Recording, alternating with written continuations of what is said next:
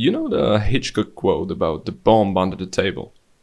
You know the one, all the aspiring filmmakers love to quote it even when it's barely relevant to the topic at hand. Well, watching The Viewing, an episode of Guillermo del Toro's Cabinet of Curiosities, a horror anthology series done for Netflix last year, I couldn't help but to be reminded of it myself.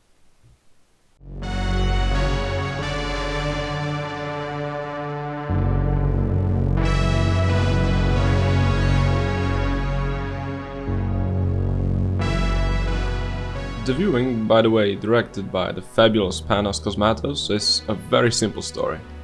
During the first minutes you're introduced to the basic premise. A very rich guy invites a group of people with, at first glance, no real connection between them to his home. They don't have any idea what to expect, there's only a vague promise of mysterious viewing that will take place. Our characters are honestly just a tiny bit more fleshed out archetypes. There's a cynical writer, you guessed it, being cynical. A pretentious psychic, pretentiously talking about stuff he has no real knowledge of. A musician struggling to stay relevant in the industry and stay away from coke. A scientist girl that's awkward but also kinda cool who talks, science stuff. There's the old billionaire that thinks he's the wisest man in the world and a hot doctor who does coke with him. Then there's his henchman who does what he's told and that's it. Very simple archetypes, no complex backstories, no multi-layered motivations. We got an hour of runtime, so there's no time for nonsense.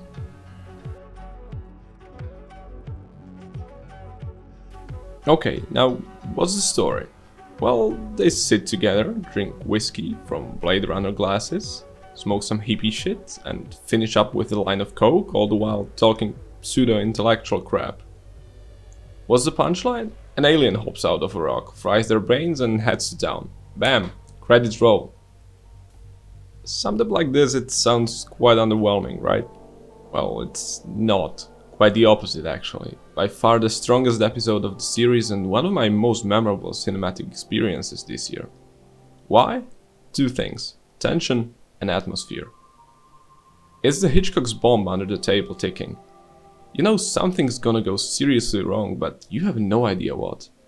The dialogue is tense when it needs to be, but simultaneously gives you plenty of witty, funny or straight up awkward moments, allowing you to breathe. You see how Lionel and Zara manipulate their guests, get them to play their game, but you have no notion of what's about to happen.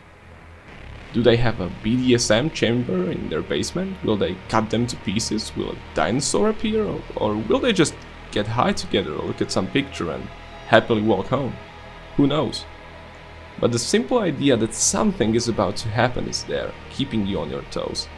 And Cosmatos knows this, directing each scene carefully, elevating the sense of anticipation, making a leisurely conversation flow gracefully.